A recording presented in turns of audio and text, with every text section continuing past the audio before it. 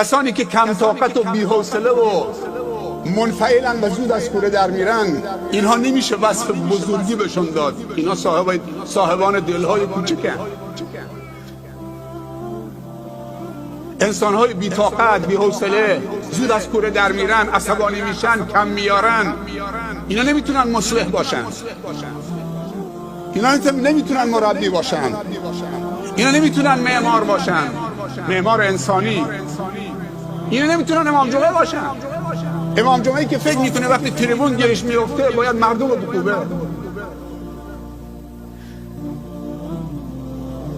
فکر میکنه که این منبر کوبیدن، مسائل شخصی گفتنه.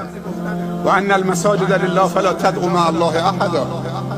کسی حق نداره در خانه خدا روی منبری که خدا زیر پاش قرار داده جز تعریف و تمجید از و عظمت خدا و رسول خدا، دین خدا، چیز دیگه بگه.